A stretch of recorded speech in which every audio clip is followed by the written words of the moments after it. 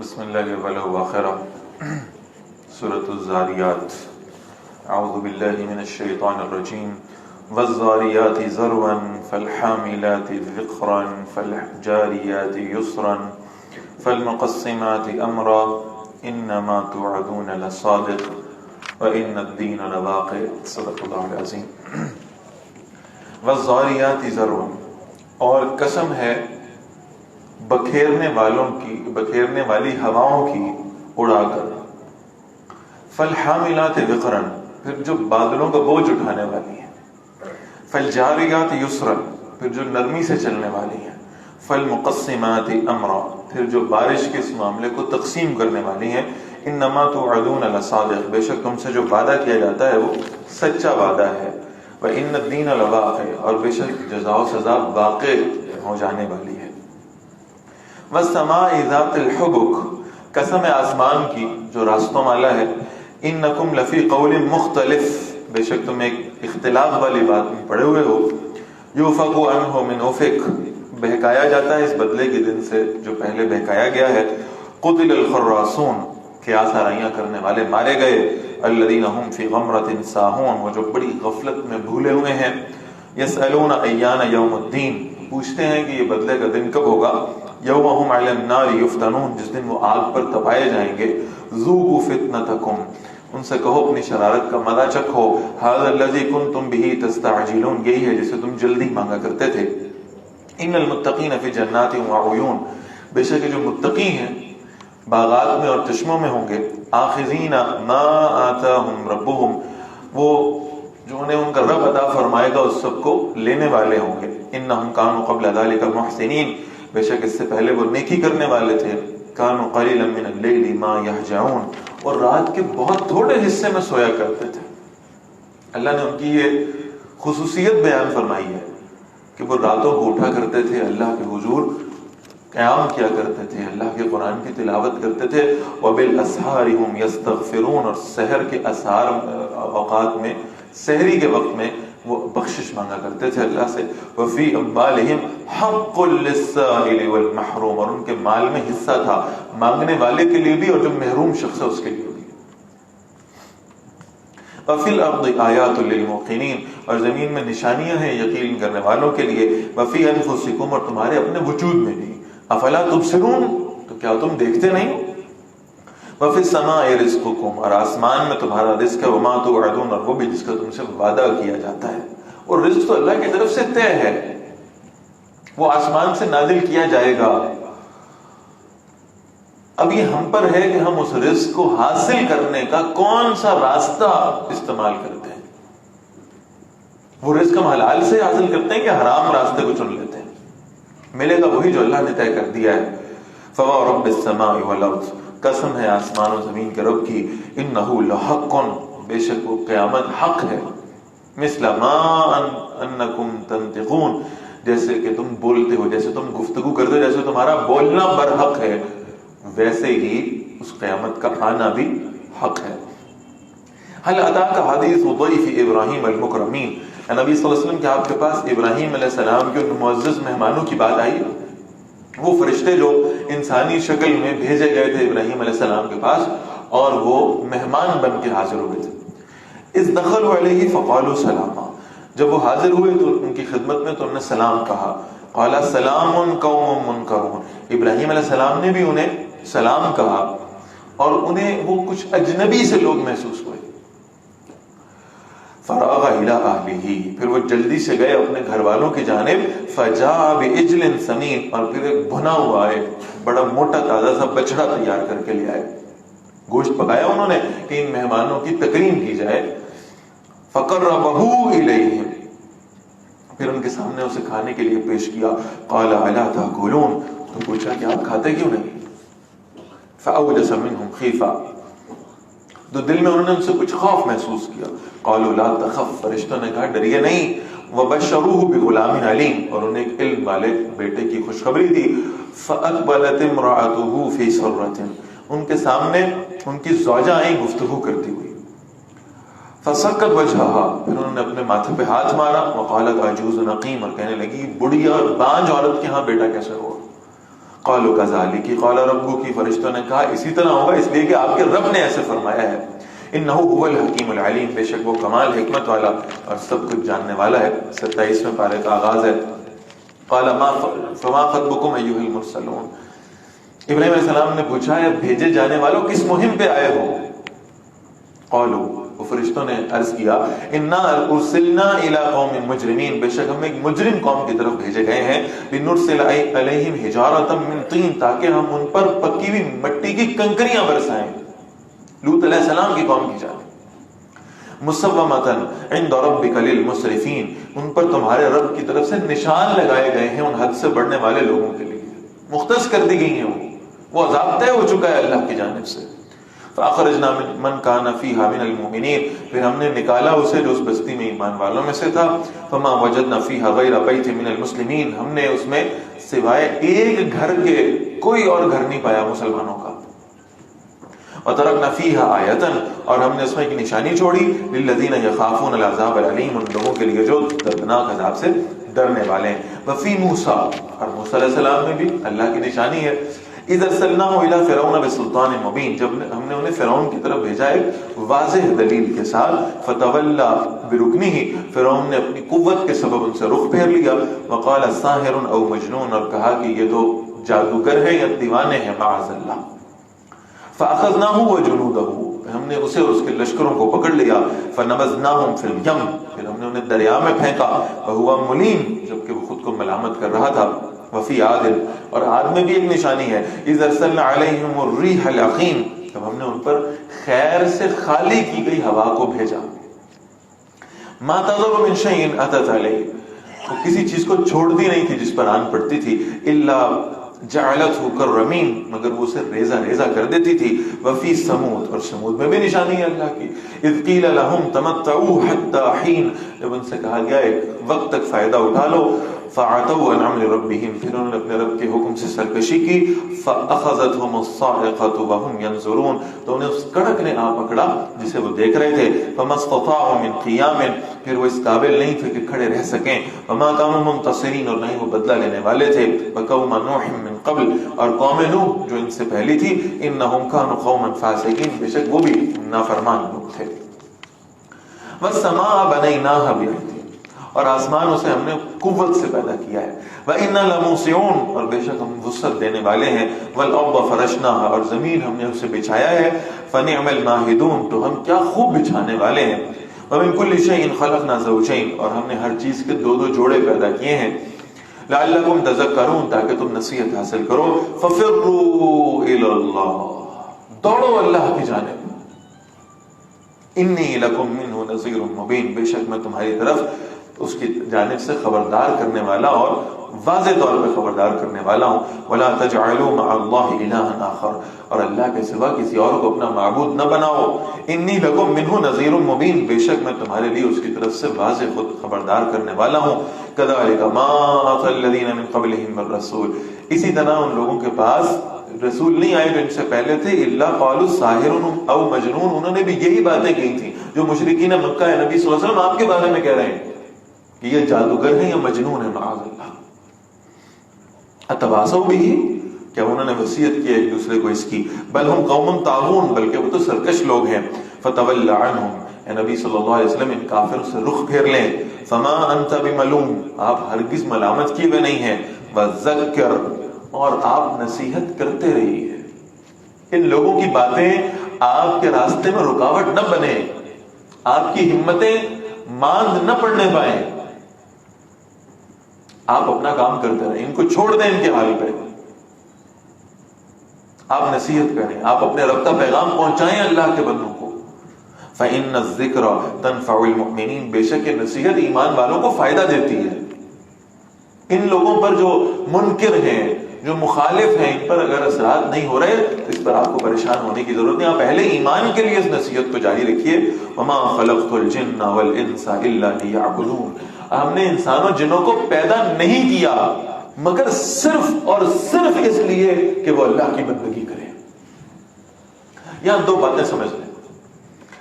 یہ جو ابھی میں نے بریک سے پہلے بھی ایک شعر پڑھا تھا نا، جو اقبال نے کہا تھا، ان تازہ خداؤں میں بڑا سب سے وطن ہے، جو پیرہن اس کا ہے وہ مذہب کا کفن ہے. یہ جو اصطلاح استعمال کی نا اقبال نے، یہ بڑی اہم اصطلاح ہے. تازہ خدا، جو اہل حق ہیں ان کو تو ایک خدا ہمیشہ سے کافی تھا اور قیامت تک وہی کافی رہے گا. اہل باطل کو ہر دور میں کچھ نئے خدا سامنے رکھنے پڑتے ہیں. پچھلے والا ایکسپائر ہو جاتا ہے، آبسلیٹ ہو جاتا ہے، لوگوں کو عقل آنا شروع ہو جاتی ہے کہ اس کے پلے کچھ نہیں ہے. انسان کا جو شعور ہے وہ ڈیولپ ہوتا رہتا ہے، لہٰذا انہیں ہر دور کے اعتبار سے ایک نیا خدا ان کے سامنے رکھنا پڑتا ہے کہ اب اس تصور کی پیروی کرو. اور وہ دور چلے گئے، وہ زمانے ختم ہو گئے جب نئے نئے بت بنا کے رکھا کرتے تھے، جناب اس دور کا تو اصل خدا یہ ہے، اس کی پیروی کرو. انسان کا شعور اب اس درجے پر بہت حد تک پہنچ گیا کہ اب وہ ان بتوں کی اور ان چیزوں کی جن کو وہ سمجھتا ہے کہ وہ حرکت نہیں کر سکتی، آوازیں نہیں سن سکتی، جواب نہیں دے سکتی، ان کی پیروی نہیں کرتا. لہٰذا اب بت نہیں رکھے جاتے مٹی اور پتھر کے، اب ان تصورات کے بت رکھے جاتے ہیں ان کے سامنے. وہ تصورات پیش کیے جاتے ہیں کہ یہ تصور ہے، اب تم اس کو خدا مانو. اس کی خدائی کا یعنی لفظاً دعویٰ شاید نہ ہو، لیکن وہ تصور ایسے انسانوں کے سامنے رکھا جاتا ہے کہ محسوس ہوتا ہے کہ اصل مذہب تو یہی ہے. اسی تصور کی بات کی تھی نا اقبال نے، ان تازہ خداؤں میں بڑا سب سے وطن ہے. تو اس وقت وطنیت پرستی اس وقت کا سب سے بڑا خدا تھا. اب بھی بہرحال اس کی خدائی کے کچھ اثرات موجود ملتے ہیں، لیکن اب آج کے دور میں اگر ہم کسی شے کو کہنا چاہیں کہ دور حاضر کا تازہ خدا ہے تو اس میں کوئی دوسری رائے شاید نہیں ہوگی کہ وہ تازہ خدا آج کے دور میں ہیومنزم ہے، انسانیت پرستی. اب یہ نہیں ہوگا کہ کہیں کہا جائے کہ انسانوں کو اپنا خدا مان لو، لیکن تصور یہ پیش کیا جائے گا کہ آپ اس دنیا میں آئے ہیں تو صرف انسانوں کی خدمت کے لیے آئے ہیں. وہ کیا شعر ہے جو ہمارے بچپن سے درسی کتابوں میں پڑھایا جاتا ہے، یاد کروایا جاتا ہے، دہرایا جاتا ہے، درد دل کے واسطے پیدا کیا انسان کو، ورنہ طاعت کے لیے کچھ کم نہ تھے کر روبیاں. یہ سجدے کرنا، یہ رکوع کرنا، یہ تو فرشتوں کا کام تھا، تو بہت اچھا کر رہے تھے، وہ ہر وقت کر رہے تھے. تو انسان کو پیدا کرنے کی کیا منطق ہوئی؟ اسے کیوں بنایا گیا؟ اسے تو درد دل کے لیے پیدا کیا، اسے تو اس لیے پیدا کیا گیا ہے تاکہ یہ دوسروں کے کام آئے، تاکہ یہ حقوق العباد ادا کرے، تاکہ یہ انسانوں کی خدمت کرے. ورنہ عبادت تو فرشتے زیادہ اچھی کرتے ہیں. حالانکہ اگر آپ تھوڑا سا اس بات پہ غور کریں تو یہ بات اتنی فضول معلوم ہوتی ہے، یہ تصور اتنا فضول لگتا ہے. بھئی فرشتوں کی عبادت روبوٹک عبادت ہے. فرشتے تو روبوٹس کا کردار ادا کرتے ہیں، ان کے پاس تو چوائس نہیں ہے. ان کو تو حکم ہے سجدہ کرو تو وہ سجدے کر رہے ہیں. ان کی مجال نہیں ہے کہ وہ اللہ کے حکم کو ٹال سکیں. انسان کی عبادت ان فرشتوں کی عبادت سے اس لیے افضل ہے کہ انسان کے پاس چوائس ہے، اس کے پاس ایک دوسرا راستہ ہے، اور وہ دوسرا راستہ اس نیکی کے راستے سے، عبادت کے راستے کی نسبت زیادہ پرکشش بھی معلوم ہوتا ہے. اس انسان کی بندگی اس لیے باقی سب مخلوقات سے افضل اور فائق ہے کہ وہ آپشن ہونے کے باوجود اور ایک اٹریکٹیو آپشن ہونے کے باوجود اس راستے کو چھوڑتا ہے اور اللہ کے دین کے راستے کی طرف آتا ہے. فرشتوں کے پاس تو آپشن کوئی نہیں، وہ تو مجبوراً کر رہے ہیں، اللہ کی عبادت کر رہے ہیں، حکم ہے لہٰذا کر رہے ہیں. انسان چوائس پہ اللہ کی عبادت کو چنتا ہے. تو یہ ایسا معاملہ نہیں ہے کہ درد دل کے واسطے پیدا کیا انسان. جس واسطے پیدا کیا اللہ اس آیت میں بتا رہے ہیں، ہم نے تو انسانوں جنوں کو پیدا اس لیے کیا کہ وہ ہماری بندگی کریں. ہم نے اپنے محاوروں میں، اپنے تصورات میں اس ہیومنزم کو اس درجے کا رتبہ عطا فرما دیا ہے کہ شاید خدا کی خدائی سے بڑھ گیا ہے. زبان خلق کو نکارہ خدا سمجھو. بھئی تو اگر لوگ تمہاری تعریفیں کر رہے ہیں، لوگ کہہ رہے ہیں بہت اچھا کام کر رہا ہے، تو بس یہی ہے سارا کچھ. پھر سمجھو خدا بھی تم سے خوش ہے. اگر کوئی خدا ہوگا تو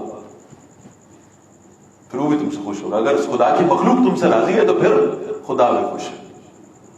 اور یہ اتنا پرکشش تصور معلوم ہوتا ہے کہ بعض اوقات انسان کے سامنے مذہب کچھ بھی نہیں رہتا اس کے مقابلے. عبادات ختم ہو جاتی ہیں، محسوس ہوتا ہے کہ وہ حقوق العباد ہی اصل ہے. تو بندوں کے حقوق ادا کرتے رہو، اللہ کے تو معاف ہو جانے.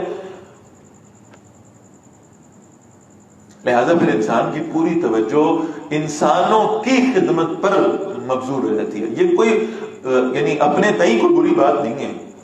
اسلام بھی ہمیں یہ حکم دیتا ہے. ابھی ہم سورہ مدحہ میں پڑھیں گے، اللہ کے رسول صلی اللہ علیہ وسلم کو کہا گیا آپ کے پاس کوئی سوال کرنے والا ہے اس کو جھڑکا نہ کریں، کوئی یتیم ہے تو اس کے ساتھ رحمت والا آپ کا بیہیویئر ہونا چاہیے. یہ سب چیزیں دین کا حصہ ہے، لیکن انہیں ایک دین سے ایک مذہب سے الگ کر کے سمجھنا اور پھر سمجھنا کہ بس یہی دین ہے، اس کے علاوہ کچھ نہیں ہے. اس محدود تصور سے ہم اپنا ایک نیا مذہب تخلیق کرتے ہیں اور وہ نیا مذہب ایسے سامنے آتا ہے اور اس کے لیے بھی ہم سہارا پھر دین کا ہی لیتے ہیں. یہ اس سے زیادہ یعنی مضحکہ خیز بات ہے کہ ہم سہارا بھی دین ہی کا لیتے ہیں. بھئی اللہ کے رسول نے فرمایا صلی اللہ علیہ وسلم، مدینہ منورہ میں ایک عورت تھی، وہ عورت جو ہے نا کسی کنویں کے پاس سے گزر رہی تھی، اس نے کسی کتے کو دیکھا، وہ پیاسا تھا، اس عورت نے اس کنویں میں سے پانی کی ایک بالٹی نکالی، اس شخص کو پانی پلایا، اس کتے کو پانی پلایا اور جنت میں چلی گئی. حدیث بالکل ٹھیک ہے. اب کیا کریں جناب؟ کوئی ضرورت نہیں آپ کو نمازیں پڑھنے کی، کوئی ضرورت نہیں آپ کو روزہ رکھنے کی، کوئی ضرورت نہیں آپ کو دین کا کوئی کام کرنے کی، قرآن پڑھنے کی، کوئی جہاد کرنے کی، کوئی آپ صرف ایک کام کریں، گھر میں کتا پالیں. ایک کتے کو ایک مرتبہ پانی پلا کر اگر وہ جنت میں چلی گئی تو ہم تو ایک کتا پال کے اسے ساری زندگی پانی پلا رہے ہیں، کھانا کھلا رہے ہیں. گھر والوں کو وہ کھانا نہیں دیتے جو کتا بلیوں کو دیتے ہیں. اور اگر اس اصول کی بنیاد میں دیکھا جائے تو پھر وہ کوئی اعلیٰ نسل کے کتے جن کے پاس ہوں گے نا، کوئی جرمن شیفرڈ اور بل ڈاگ ٹائپ، وہی شاید جنت الفردوس میں جائیں گے. کتوں کی نسل پہ شاید دیکھا جائے گا کہ کس نسل کے کتے کی خدمت آپ نے فرمائی ہے. یہ ہے تصور، محدود تصور عبادت کا جو ہم نے اپنے پاس سے فرض کر لیا.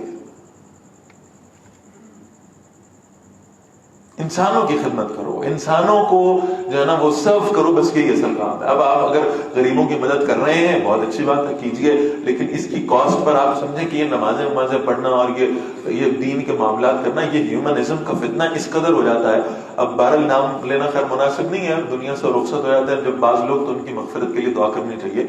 لیکن بہرحال ایسے بھی لوگوں کا تصورات رہے ہیں. ہمارے قومی ہیرو کی حیثیت ان کو حاصل ہے اور رہی ہے، لیکن تصورات کیا ہے بھئی؟ یہ جو 3 دن ہے نا ذی الحج کے، ان 3 دنوں میں آپ 10 ارب روپے ضائع کر دیتے ہیں جانوروں کو چوری پھیر کر گوشت کھانے میں، ضائع کر دیتے ہیں. لہٰذا آپ اس کی بجائے کیا کیا کریں؟ قربانی کو چھوڑیں، آپ غریب بچیوں کی شادیاں کر جاتے ہیں. وہ ہیومینٹی دین کا تصور ہے. دین اس کے لیے آپ کو صدقہ، خیرات، سب کا جو یعنی سب کی ترغیب دیتا ہے. قرآن مجید میں کتنا بڑا حصہ الحمدللہ پڑھ رہے ہیں، 30 پاروں میں سے 26 پڑھ لی ہیں الحمدللہ. ان سب میں اس کا تصور ہے کہ آپ نفلی صدقہ کریں، آپ زکوٰۃ ادا کریں، آپ اللہ کے راستے میں خرچ کریں. کتنی ترغیب اس کے، لیکن یہ کسی واجب کے کاسٹ پہ نہیں ہو سکتا. جس پہ قربانی واجب ہے، اس نے اگر 10,000 20,000 50,000 کا کوئی جانور لینا، اسے اللہ کے راستے میں قربان کرنا، اس پہ واجب ہے. اس کی بجائے 50 لاکھ بھی خرچ کر دے گا نا کسی اور شے پہ، تو وہ صدقہ ہوگا، وہ واجب قربانی والا ادا نہیں ہو سکتا. کسی فرض اور واجب درجے کی شے کو کسی نفل کے ساتھ ریپلیس کرنا، یہ ہے عبادت کا محدود تصور. لہذا انسان کو انسانوں کے لیے پیدا نہیں کیا گیا، انسان کو اللہ نے اپنی عبادت کے لیے پیدا کیا ہے. پہلا تصور تو اس آیت سے ہی کلیئر ہوتا ہے، وَمَا خَلَقْتُ الْجِنَّ وَالْإِنسَ إِلَّا لِيَعْبُدُونِ. اور پھر اس میں یعنی اس طرح کے تصورات پیش کرنا کہ ہم پہلے انسان ہیں اور بعد میں مسلمان ہیں. سبحان اللہ. ہم لوگوں سے بچوں سے پوچھتے ہیں اپنی یونیورسٹیوں میں، آپ یہ بتائیں اچھا انسان بننا زیادہ اہم ہے یا اچھا مسلمان بننا؟ اور تقریباً سب کا جواب ہوتا ہے اچھا انسان بننا. حالانکہ آپ اصولی طور پہ دیکھیں، میں کلیم کرتا ہوں، دعویٰ کرتا ہوں، جو شخص اچھا مسلمان نہیں ہے وہ کبھی اچھا انسان ہو ہی نہیں سکتا. آپ اسلام کی حدود سے باہر رہ کر اچھے انسان کا تصور ہی پیش نہیں کر سکتے. تو ہم مروب ہے نا مغرب سے، اچھا جناب وہ کتنے سچے ہیں، وہ کتنے پاک صاف ہیں، ان کے اندر صفائی کا سسٹم بہت اچھا. یہ ہم اصل میں امپریسڈ ہیں، اس وجہ سے یہ کہتے ہیں. آپ ان کے معاشرے کے اندر ذرا تھوڑا جھانک کے دیکھیں, آپ کو معلوم ہوگا ان سے بڑا جھوٹا, ان سے بڑا ظالم, ان سے بڑا گندگی سے لتھڑا ہوا شخص آپ کو نہیں ملے گا اس پوری تہذیب میں.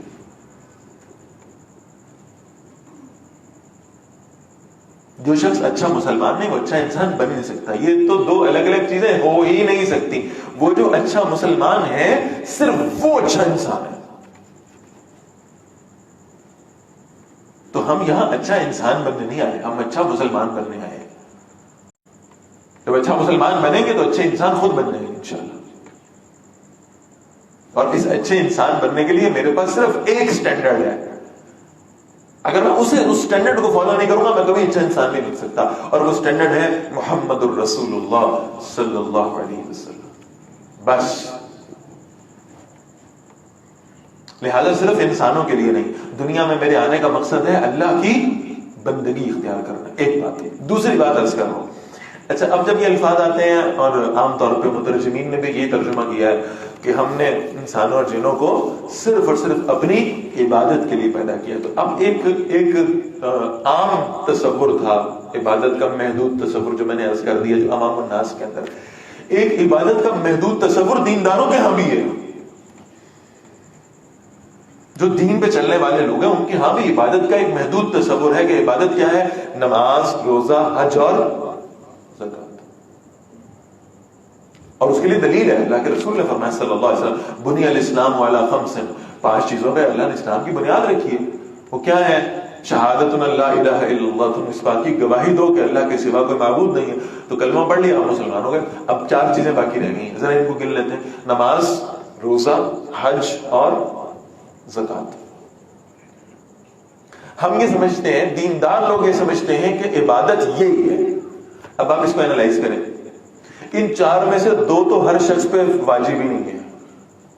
نہ زکات ہر شخص کے لیے اور نہ حج ہر شخص کے لیے. حج اس پر ہے جو اس کی استطاعت رکھتا ہو, زکات اس پر ہے جو اس کا نصاب رکھتا ہو. لہذا یہ 2 چیزیں ہر شخص کے لیے فرض نہیں. یہ 2 نکل گئی, پیچھے رہ گئی 2. کون سی؟ نماز اور روزہ. روزے کا فرض ہونا ہے 12 میں سے صرف 1 مہینے میں, رمضان المبارک میں. باقی 11 مہینوں میں کیا رہ گیا؟ نماز رہے گی. اس نماز کو ذرا آپ کیلکولیٹ کریں, ایک دن میں ایک شخص پر 5 نمازیں فرض ہیں. ان 5 نمازوں کا ٹائم کیلکولیٹ کریں. زیادہ سے زیادہ انتہائی خشوع و خضوع سے بھی اگر آپ نمازیں پڑھتے ہیں تو آپ کو زیادہ سے زیادہ, بہت لبرٹی لے کے کہہ رہا ہوں, 2 گھنٹے لگیں گے. لگتے نہیں ہیں 2, اس سے کم ہی لگیں گے, لیکن میں کہہ رہا ہوں چلیں ہم بہت بڑھا لیتے ہیں 2 گھنٹے. 2 گھنٹے آپ نے نمازوں میں گزار لیے. اس کا مطلب ہے جس کام کے لیے اللہ نے آپ کو اس دنیا میں بھیجا تھا, الا لیعبدون, وہ 24 گھنٹوں میں سے کتنے گھنٹے ہوا؟ صرف 2 گھنٹے. باقی 22 گھنٹے عبادت نہیں ہو رہی. چلو سارا نہ صحیح تو اپنے وقت کا کوئی میجر حصہ تو ایسا ہونا چاہیے تھا نا کوئی عبادت کے لیے صرف ہوتا. ہم تو 24 گھنٹوں میں سے 2 گھنٹے لگا رہے ہیں. کیا پروپورشن بنتی؟ 8 گھنٹے جاب پہ لگاتے ہیں, 8 گھنٹے اپنی دکان پہ بیٹھ گئے ہیں, 8 گھنٹے آرام کے لیے لگا دیتے ہیں. تو ہم کیا کر رہے ہیں؟ عبادت 2 گھنٹوں میں کر رہے ہیں. اس کا مطلب ہے سونا زیادہ امپورٹنٹ ہے عبادت سے, اور تجارت زیادہ امپورٹنٹ ہے عبادت سے. لہذا وہ عبادت صرف 2 گھنٹوں میں محدود ہو گئی. تو یہ ہے دینداروں کا عبادت کا محدود تصور. اور اللہ فرمانے ہم نے تو پیدا ہی اس بندگی کے لیے کیا. تو عبادت کیا ہے اس کو ذرا سمجھ لیں. یہ عبادت صرف نماز روزہ نہیں ہے, یہ صرف حج زکات نہیں ہے. عبادت 24 گھنٹے کی ہے, عبادت ایک ایک لمحے کی ہے. مومن کی زندگی کا کوئی 1 سیکنڈ ایسا نہیں ہے جو عبادت کے بغیر نکل جائے. اور یہ کب ہوگا؟ اس کے لیے فارمولا کیا ہے, طریقہ کیا ہے؟ محمد الرسول اللہ صلی اللہ علیہ وسلم کی اتباع کرنا. اب آپ ذرا سنیے, آپ صلی اللہ علیہ وسلم فرماتے ہیں ایک شخص وہ جس نے رات کو عشاء کی نماز باجماعت پڑھی, اور پھر ظاہر ہے اس میں محذوف ہے کہ اس نے رات کی سارے اذکار بھی کر لیے, اور وہ آپ صلی اللہ علیہ وسلم کی سنت کے مطابق دائیں کروٹ لے کر دعا پڑھ کے سو گیا. صبح اٹھا اور اس نے صبح اٹھنے کی دعا پڑھی, پھر اس نے وضو کیا, پھر اس نے فجر کی نماز باجماعت پڑھی. آپ صلی اللہ علیہ وسلم فرماتے ہیں کہ رات سوتا رہا, اس کے فرشتے نہیں سوئے, وہ اس کا اجر لکھتے رہے. سنت پہ چلا تو اس کی نیند بھی کیا بن گئی؟ عبادت بن گئی. یہ سنت پہ چلے گا, سنت کے مطابق کھانا کھائے گا, عبادت بن جائے گا. سنت کے مطابق پانی پیے گا, عبادت بن جائے گا. سنت کے مطابق کاروبار کرے گا, عبادت بن جائے گی. سنت کے مطابق ملازمت کے اصولوں کے مطابق ملازمت کرے گا, عبادت ہو جائے گی. سنت کے مطابق شادیاں ہوں گی, عبادت ہے. سنت کے مطابق وہ فوتیدگی کی رسمیں ادا کرے گا, عبادت ہے. اور سنت کے مطابق اللہ اور اللہ کے رسول صلی اللہ علیہ وسلم کے طے کردہ اصولوں کے مطابق نظام اور قانون بنائے گا تو یہ بھی عبادت ہے. ایک لمحہ انسان کی زندگی کا ایسا نہیں ہے جس کو دین کور نہ کرتا ہو. عبادت یہ نہیں ہے کہ اللہ کے گھر میں اللہ کی مرضی, میرے گھر میں میری مرضی. نہیں, مومن جہاں کہیں موجود ہے وہاں پر وہ اللہ کی مرضی کے مطابق ہی چلے گا. یہ ہے اصل میں عبادت. تو فرمایا ہم نے تو انسان اور جنوں کو صرف اپنی عبادت کے لیے پیدا کیا ہے. ما اريد منهم من رزق, ہم ان سے کوئی رزق نہیں چاہتے. اللہ نے کوئی قیامت والے دن ان کی روٹیاں گننی ہے؟ یہ دنیا کا مال تو ایسا ہی اکٹھا کر رہے ہیں جیسے قیامت والے دن فدیہ دیں گے اپنا. ہم نے تو ان سے رزق نہیں مانگا. وما اريد ان يطعمون, اور نہ اللہ فرما رہے میں یہ چاہتا ہوں کہ مجھے کھلائیں بیٹھ کے. میں نے ان کو اس لیے تو دنیا میں نہیں بھیجا تھا. ان اللہ هو الرزاق ذو القوة المتین, بے شک اللہ یہ رزق دینے والا, قوت والا اور بڑا مضبوط. رزق تو اللہ کے ہاتھ میں ہے, رزق کی تقسیم کرنے والا تو اللہ ہے. اس نے تمہارا رزق طے کر دیا. اب جس شے کا اس نے وعدہ کر لیا کہ میں دوں گا, اس کے لیے ہم کوشش کرتے ہیں. رزق کا وعدہ ہے, اس کے باوجود رزق کے لیے دن رات فکر بھی ہو رہی ہے, کوشش بھی ہو رہی ہے, محنت بھی ہو رہی ہے. مغفرت کا کوئی وعدہ نہیں ہے. مغفرت کے لیے کوشش نہیں ہو رہی, مغفرت کی فکر نہیں ہو رہی. یہ ہے سوچنے والی بات. رزق اللہ نے اپنے ذمہ لے رکھا ہے, لہذا ہونا یہ چاہیے کہ انسان کے سامنے صرف ایک مقصد ہو اس کی زندگی کا. زندگی آمد برائے بندگی, زندگی بے بندگی شرمندگی. بغیر بندگی تو یہ زندگی کی شرمندگی کے سوا کچھ نہیں ہے. اس لیے بھیجا اللہ نے کہ میں اللہ کا بندہ ہوں. اللہ ہمیں اس کی توفیق نصیب فرما دے. ما اريد منهم من رزق وما اريد ان يطعمون ان الله هو الرزاق ذو القوة المتين فان للذين ظلموا ذنوبا, بے شک ان کے لیے جنہوں نے ظلم کیا بڑا بھیانک انجام ہے. مثل ذنوب اصحابہم, ان کے ساتھیوں کے بھیانک انجام کی طرح. فلا يستعجلون, سو وہ مجھ سے عذاب کی جلدی نہ کریں. فویل للذین کفروا, بڑی ہلاکت ہے ان کے لیے جنہوں نے کفر کیا. من یومہم الذی یوعدون, اس دن سے جس دن کا ان سے وعدہ کیا گیا ہے. سورۃ الطور, بسم اللہ الرحمن الرحیم. والطور, قسم ہے طور کی. یہ وہ پہاڑ ہے کوہ طور جہاں حضرت موسیٰ علیہ السلام کے ساتھ اللہ تعالیٰ کلام فرماتے تھے. وہ کتاب مستور, اور لکھی ہوئی کتاب کی. اسی کوہ طور پر وہ لکھی ہوئی کتاب بھی ان کو دی گئی تھی. اور بعض مفسرین کا خیال ہے کہ یہاں کتاب مستور سے مراد لوح محفوظ ہے. فی رق منشور, ایسے ورق میں جو کشادہ ہے. والبیت المعمور, اور آباد گھر کی بھی. والسقف المرفوع, اور بلند کی بھی چھت کی بھی. والبحر المسجور, اور ابلتے ہوئے سمندر کی. ان عذاب ربک لواقع, اللہ یہاں پر 6 قسمیں کھاتے ہیں, اور 6 قسمیں کھانے کے بعد اللہ فرما لے بے شک تمہارے رب کا عذاب یقیناً واقع ہو کر رہے گا. تو قیامت آئے گی, اس لیے کہ اللہ نے اس کا وعدہ کر رکھا ہے. ما لہ من دافع, اسے کوئی ہٹانے والا نہیں ہے. یوم تمور السماء مورا, جس دن آسمان تھر تھرا کے لرزے گا. وتصیر الجبال سیرا, اور پہاڑ اڑتے ہوئے چلیں گے. فویل یومئذ للمکذبین, تو ہلاکت ہے اس دن جھٹلانے والوں کے لیے. یہ آیت اب بار بار جو ہے وہ ریپیٹ ہوگی. الذین هم فی خوض یلعبون, وہ جو فضول بحث میں کھیل رہے ہیں. یوم یدعون الی نار جہنم دعا, جس دن انہیں آگ کی طرف دھکا دے کر دھکیلا جائے گا. هذه النار التي كنتم بها تكذبون, وہی آگ ہے جسے تم جھٹلایا کرتے تھے. افسحر هذا, تو کیا یہ جادو ہے؟ ام انتم لا تبصرون, یا تم دیکھ نہیں رہے اس کو. اصلوها, اس میں داخل ہو جاؤ. فاصبروا او لا تصبروا, اب تم صبر کرو یا نہ کرو. اب تم چیخو چلاؤ گے, فریاد کرو گے, معافی مانگو گے, یا خاموشی سے جہنم میں جاؤ گے. سواء علیکم, تم پہ برابر ہے.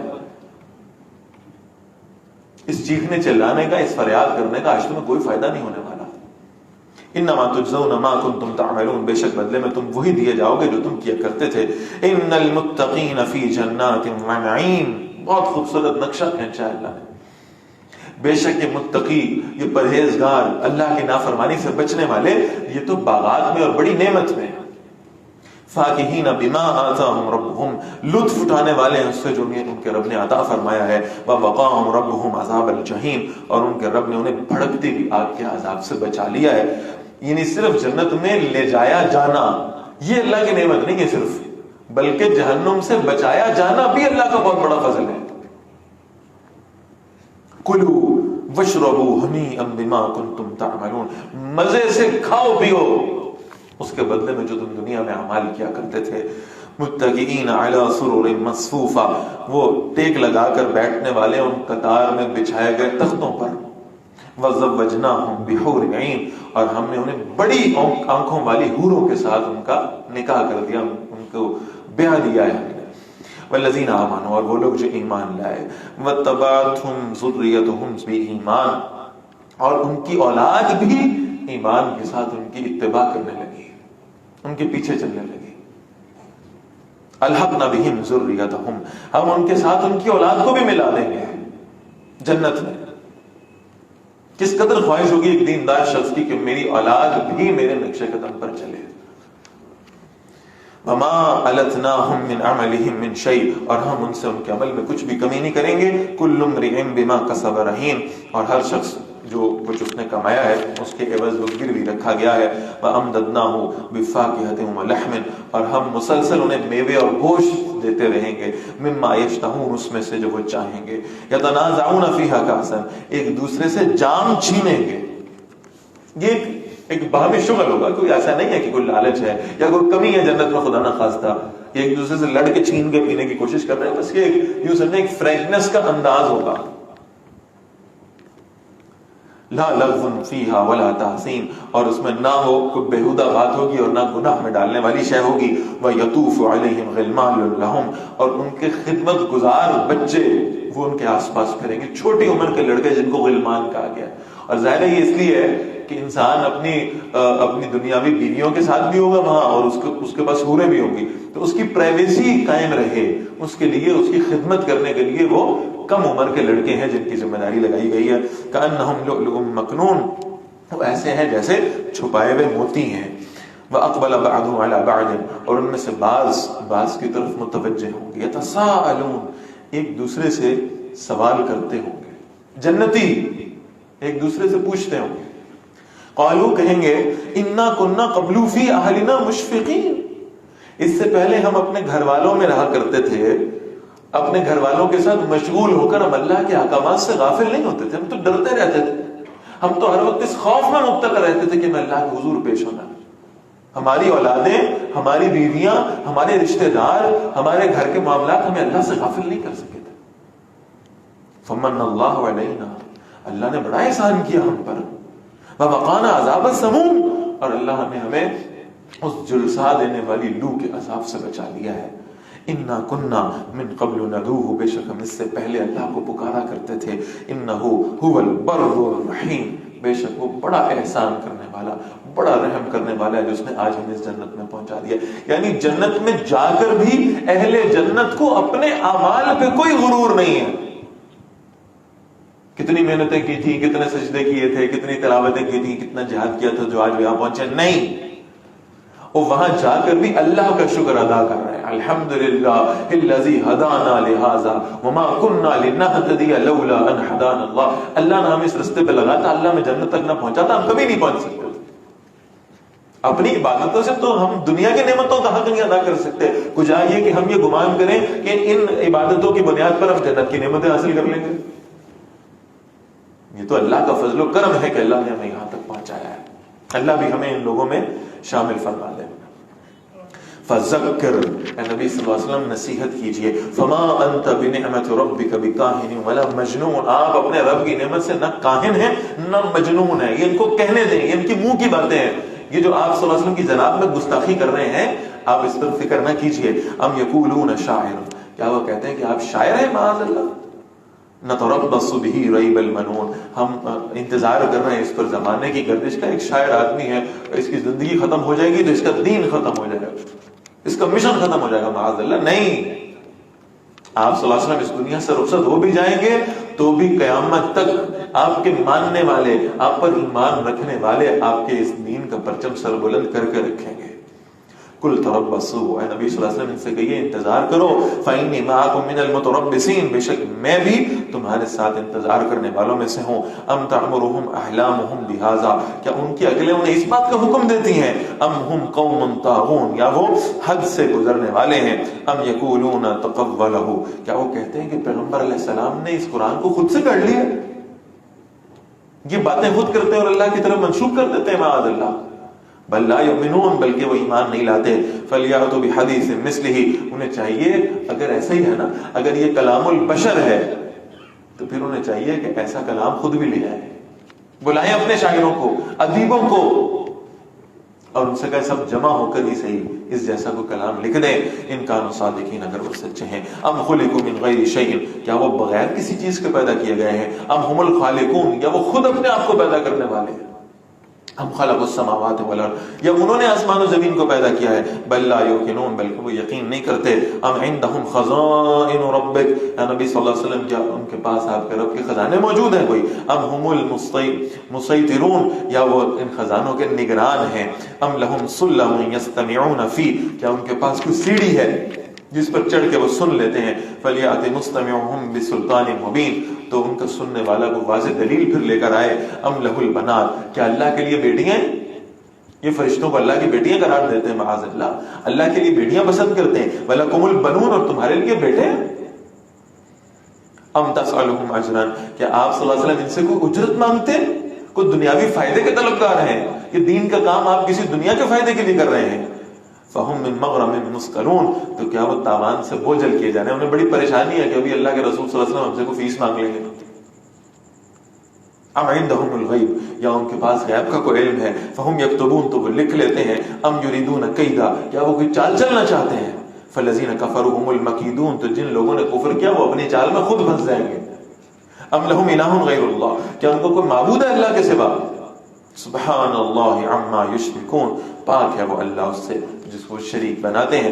وَإِن يَرَوْا كِسْفًا مِّنَ السَّمَاءِ سَاقِطًا، اگر وہ کوئی آسمان سے گرنے والا ٹکڑا دیکھ لیں. يَقُولُوا، تو وہ کہیں گے سحاب مرکوم، یہ تو تہ بتہ بادل ہے. فَذَرْهُمْ حَتَّى يُلَاقُوا يَوْمَهُمُ الَّذِي فِيهِ يُسْعَقُونَ، اے نبی صلی اللہ علیہ وسلم چھوڑیں انہیں یہاں تک کہ وہ اپنے اس دن سے ملے جس میں وہ بے ہوش کر دیے جائیں گے.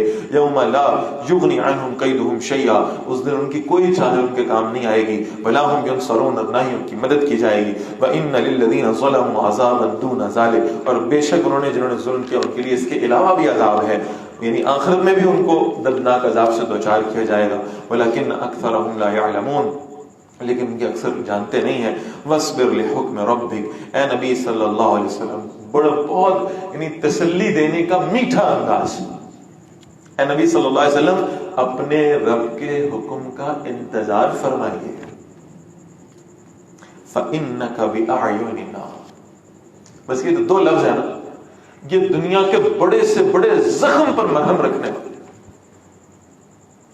فَإِنَّكَ بِأَعْيُنِنَا، آپ ہماری نظروں میں ہیں، ہم دیکھ رہے ہیں آپ کو. آپ ہم سے اوجھل نہیں ہوئے، ہم آپ سے غافل نہیں ہوئے. آپ پر گزرنے والا ایک ایک لمحہ ہماری نگاہوں کے سامنے. ہم آپ کے دکھ کو، آپ کی تکلیف کو، آپ کی مشقت کو جانتے ہیں، ہمیں معلوم ہے.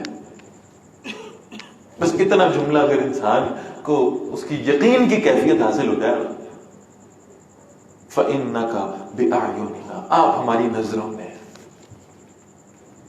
فَسَبِّحْ بِحَمْدِ رَبِّكَ حِينَ تَقُومُ، اور جس وقت آپ اٹھتے ہیں اس وقت اپنے رب کی حمد کے ساتھ تسبیح کیا کیجیے. وَمِنَ اللَّيْلِ فَسَبِّحْهُ، اور رات میں پھر اس کی تسبیح کریں. وَإِدْبَارَ النُّجُومِ، اور ستاروں کے جانے کے بعد بھی یعنی سحر کے وقت میں بھی اللہ کی تسبیح بیان کیا کیجیے. سورۃ الطور مکمل ہوتی ہے الحمدللہ. اب سورۃ النجم کا آغاز. بسم اللہ الرحمن الرحیم. وَالنَّجْمِ إِذَا هَوَىٰ، قسم ہے ستارے کی جب وہ گرے. ما ضل صاحبکم وما غویٰ، یہ تو تمہارے ساتھی ہیں محمد الرسول اللہ صلی اللہ علیہ وسلم، یہ حق سے نہیں ہٹے وما غوا، اور نہ ہی یہ کبھی کسی غلط راستے پہ چل سکتے ہیں. وما ينطق عن الهوى، اور اللہ کا نبی صلی اللہ علیہ وسلم اپنی خواہش سے کوئی بات نہیں کرتے. ان هو الا وحی یوحى، بلکہ یہ تو ان کا ارشاد نہیں ہے بلکہ وہ وحی ہے جو ان کی طرف نازل کی جاتی ہے. اللہ کے رسول صلی اللہ علیہ وسلم جو بات فرماتے ہیں اپنی زبان مبارک سے، وہ ان کی ذاتی خواہش نہیں ہوتی. حالانکہ اللہ کے رسول صلی اللہ علیہ وسلم کی تخلیق ان خطوط پہ کی گئی تھی کہ آپ صلی اللہ علیہ وسلم کی ذاتی خواہشات بھی اللہ کے حکم کے مطابق ہو. درجہ کاملیت حاصل تھا رسول اللہ صلی اللہ علیہ وسلم. لیکن اللہ نے مہر لگائی ہے، فرمایا جو بات آپ صلی اللہ علیہ وسلم فرماتے ہیں نا، وہ وہی ہے جو اللہ کی جانب سے نازل کی جاتی ہے. اور یہ صرف قرآن کی بات نہیں ہو رہی ہے. ایک تو مشرکین مکہ کو جواب ہے کہ اللہ کے رسول صلی اللہ علیہ وسلم جسے قرآن کے طور پہ تمہارے سامنے پیش کر رہے ہیں وہ آپ صلی اللہ علیہ وسلم کا اپنا کلام نہیں ہے، وہ اللہ کا کلام. اور دوسری تلقین مسلمانوں کو ہے کہ جسے تم حدیث کہتے ہو، کہ جسے تم سنت کہتے ہو، یہ اللہ کے رسول صلی اللہ علیہ وسلم کی زبان سے نکلنے والا لفظ اور اللہ کے رسول صلی اللہ علیہ وسلم کا عمل اور اللہ کے رسول صلی اللہ علیہ وسلم کی کسی عمل پر خاموشی، قول، فعل، تقریر، یہ رسول اللہ صلی اللہ علیہ وسلم کی ذاتی منشا نہیں ہے، یہ اللہ کی طرف سے وحی ہے. اس لیے یہ ذہن میں رکھیں کہ اہل سنہ والجماعہ حدیث مبارکہ کو بھی وحی خفی کا درجہ دیتے ہیں. ہمارے ہاں وحی کی دو اقسام، ایک وحی جلی ہے جس میں الفاظ بھی اللہ کے ہیں، مفہوم بھی اللہ کا ہے، یہ قرآن مجید ہے. ایک وحی خفی ہے جو قرآن تو نہیں ہے، الفاظ اللہ کے ہیں، رسول اللہ صلی اللہ علیہ وسلم نے ان کو بیان فرمایا ہے اپنے انداز میں، یہ حدیث مبارکہ ہے اور یہ بھی عطا کی گئی ہے اللہ کی جانب سے. یہ وحی خفی ہے، یہ رسول اللہ صلی اللہ علیہ وسلم کے قلب مبارک پر نازل ہوئی ہے اور حدیث مبارکہ کا درجہ وحی سے کم نہیں ہے. اور اسی بنیاد پر حدیث اور سنت یہ دین کا باقاعدہ حصہ ہے. کوئی شخص جو یہ دعویٰ کرتا ہے کہ میرے لیے قرآن کافی ہے، یہ دعویٰ سننے میں تو بہت پرکشش محسوس ہوگا لیکن سوائے گمراہی کے اور کچھ نہیں ہے. اس لیے کہ قرآن مجید کو سمجھنا ممکن ہی نہیں ہے رسول اللہ صلی اللہ علیہ وسلم کی ہدایات کے بغیر. اس قرآن کی تفسیر آپ کو نبی کریم صلی اللہ علیہ وسلم سے لینی ہوگی، اور جب تک ایسا نہیں ہوگا تب تک سمجھا نہیں جائے گا. میں ایک بات عرض کرتا ہوں، اسے غور سے سمجھیے گا. رسول اللہ صلی اللہ علیہ وسلم سے پہلے تک لکھی ہوئی کتابیں آئی ہیں نا، ہم پیچھے پڑھ رہے ہیں کہ موسیٰ علیہ السلام کو تختیاں دی گئی ہیں، اس پہ اللہ کا کلام ریٹن تھا. نبی علیہ السلام کو نہیں ملا ایسا کچھ. کیا یہ کوئی آپ صلی اللہ علیہ وسلم کے حوالے سے معاذ اللہ کو کمی رہ گئی تھی کہ اللہ نے آپ کو لکھا ہوا کلام نہیں دیا، آپ کو اپنی ہینڈ رائٹنگ میں کچھ نہیں دیا؟ ہم بڑے لوگوں کا آٹوگراف لینے میں کتنی خوشی محسوس کرتے ہیں کہ فلاں نے مجھے ایک آٹوگراف دے دیا، اپنی لکھائی میں لکھ کے کچھ دے دیا. تو یہ تو بڑا عزت والا مقام ہوا کہ اللہ تعالیٰ کسی کو کچھ اپنے ہاتھ سے لکھ کر عطا فرما دے. رسول اللہ صلی اللہ علیہ وسلم کو لکھا ہوا کچھ نہیں دیا گیا، آپ صلی اللہ علیہ وسلم کے قلب مبارک پہ نازل کیا گیا ہے. اور پھر صحابہ کو یہ سمجھایا گیا ہے کہ اب تم محتاج ہو محمد رسول اللہ کے صلی اللہ علیہ وسلم، تم اللہ کے رسول صلی اللہ علیہ وسلم کے قدموں میں جا کے بیٹھو، ان سے قرآن سنو اور پھر انہی سے سمجھو کہ اس کا مطلب کیا ہے. وہی تمہارے سامنے اس کی وضاحت اور تشریح پیش کرے. تو فرمایا آپ صلی اللہ علیہ وسلم اپنی خواہش سے کچھ نہیں بولتے، مگر آپ وہی فرماتے ہیں جو آپ کی طرف وہی کیا جاتا ہے، اللہ کی مرضی سے فرماتے ہیں. علمہ شدید القوا، تعلیم دی ہے انہیں زبردست قوتوں والے فرشتے نے. ذو مرۃ، جو بڑی طاقت والا ہے. فاستوى، اور پھر وہ بلند ہوا، یعنی یہ بات ہو رہی ہے جبرائیل علیہ السلام کی. وهو بالافق الاعلى، اور وہ آسمان کے سب سے اونچے کنارے پر تھا. ثم دنا، پھر وہ قریب ہوا. فتدلى، اور پھر وہ اتر آیا. فكان قاب قوسين او ادنى، پھر وہ دو کمانوں کے فاصلے پر یا اس سے بھی زیادہ قریب ہو گیا. فاوحى الى عبده ما اوحى، پھر اس نے وحی کی اللہ کے بندے کی طرف جو اس نے وحی کی. ما كذب الفؤاد ما راى، اور جھوٹ نہیں جانا دل نے جو آپ صلی اللہ علیہ وسلم نے جسے دیکھا. افتمارونہ علی ما یرا، تو کیا تم جھگڑا کرتے ہو نبی صلی اللہ علیہ وسلم سے اس پر جو وہ دیکھتے ہیں. وَلَقَدْ رَآهُ نَزْلَةً أُخْرَى، اور یقیناً انہوں نے اس فرشتے کو ایک اور مرتبہ بھی اترتے ہوئے دیکھا ہے. عِنْدَ سِدْرَةِ الْمُنْتَهَى، اس آخری حد کی بیری کے پاس. سدرۃ المنتہا وہ مقام ہے عرش سے پہلے جہاں سے آگے فرشتوں کو جانے کی اجازت نہیں. جہاں جبرائیل علیہ السلام خود عرض کرتے ہیں یا رسول اللہ صلی اللہ علیہ وسلم یہاں میرے پر جلتے ہیں. یہ معراج مصطفیٰ کا وہ مقام ہے جسے ہم آسمانی سفر کہتے ہیں. ایک تو زمینی سفر تھا اس کا جو مکہ مکرمہ سے شروع ہوتا ہے فلسطین تک, اور ایک آسمانی سفر ہے.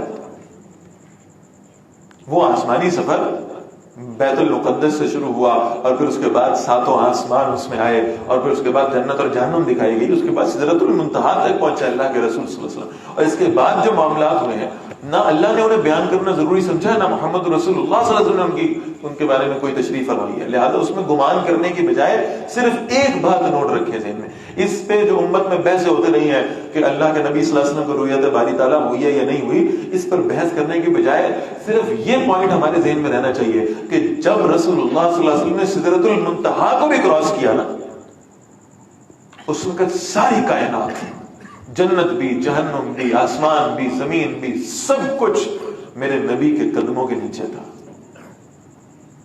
اور یہ وہ مقام ہے جو سب سے زیادہ ایکسپلین کرتا ہے اس جملے کو, بعد از خدا بزرگ توئی قصہ مختصر.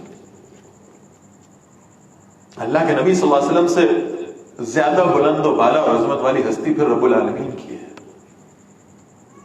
اور اللہ کی مخلوقات میں سب سے اونچا درجہ جسے حاصل ہے وہ محمد الرسول اللہ صلی اللہ علیہ وسلم. یہ ثابت کیا اللہ نے معراج کے وقت. جہاں جبرائیل کے پر جلتے ہیں اس سے بھی آگے مقام پر بلایا ہے محمد رسول اللہ صلی اللہ علیہ وسلم.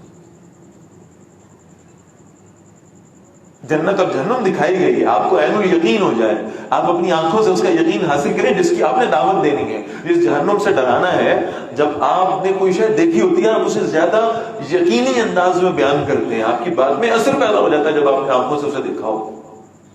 جس جنت کی آپ نے ترغیب دینی ہے دیکھیں اسے اپنی آنکھوں سے. آپ نے جب اس کی دعوت دینی ہے تو آپ کو اس کا یقین حاصل ہو, آپ کے لہجے میں اس کی تاثیر موجود ہو.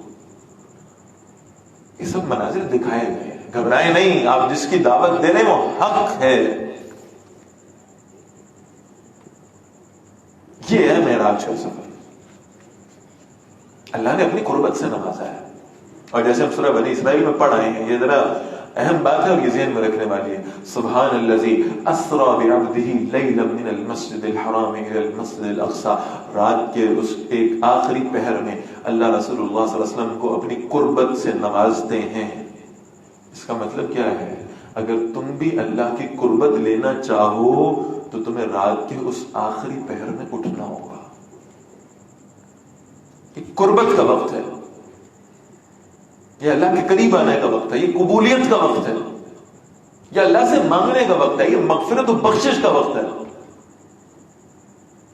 کیا خوبصورت یعنی تمثیل بنتی ہے کہ اللہ کے رسول صلی اللہ علیہ وسلم کو اللہ نے اپنے پاس بلایا ہے اس رات کے آخری پہر میں. وہ نبی تھے, رسول اللہ تھے, اللہ نے ان کو یہ اعزاز بخشا, انہیں اپنے پاس بلایا, اپنی قربت عطا فرمائی. میں اور آپ نبی نہیں ہیں, ہم وہاں نہیں پہنچ سکتے. تو میرا رب فرماتا ہے نہیں نہیں, میں تمہیں بھی قربت سے نوازنا چاہتا ہوں. ویسی نہیں ملے گی جیسے نبی کو ملی ہے, لیکن تمہارے درجے کی قربت تمہیں دینا چاہتا ہوں. لہٰذا نبی کو میں نے اپنے پاس انوائٹ کیا تھا, تمہارے پاس اس رات کے آخری پہر میں خود چل کے آؤں گا. وہ جو حدیث کے الفاظ ہے نا کہ اللہ تعالیٰ رات کے آخری پہر میں آسمان دنیا پر نزول فرماتے ہیں. نبی علیہ السلام کو اللہ نے اپنے پاس انوائٹ کیا, میرے آپ کے لیے اللہ خود تشریف لا رہے ہیں.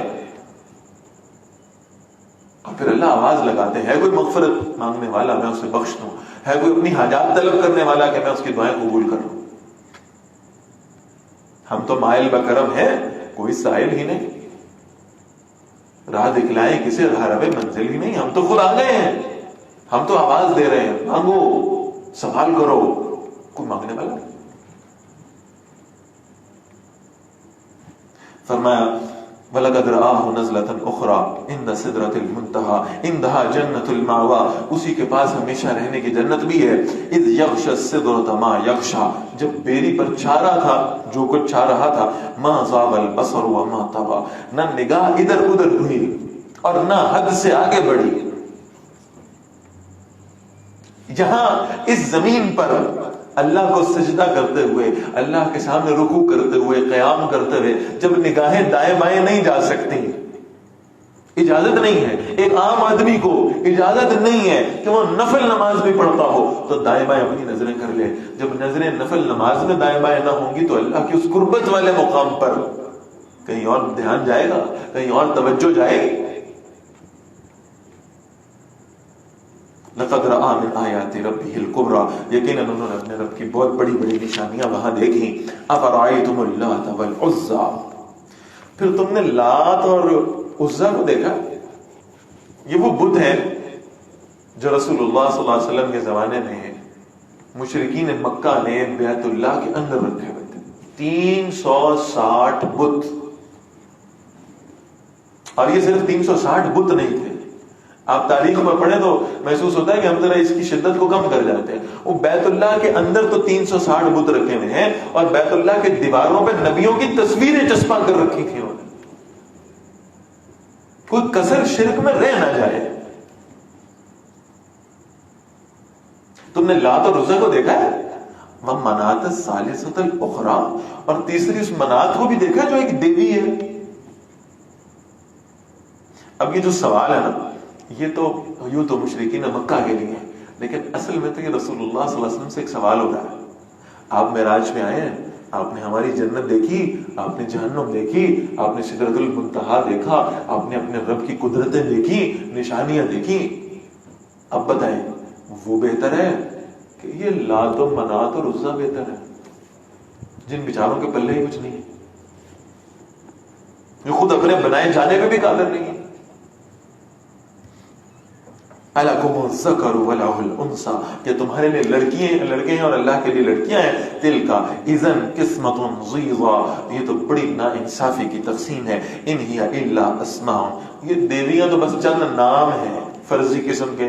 سمیتموها انتم وآباؤکم، جو تم نے اور تمہارے باپ دادوں نے رکھ لی ہیں.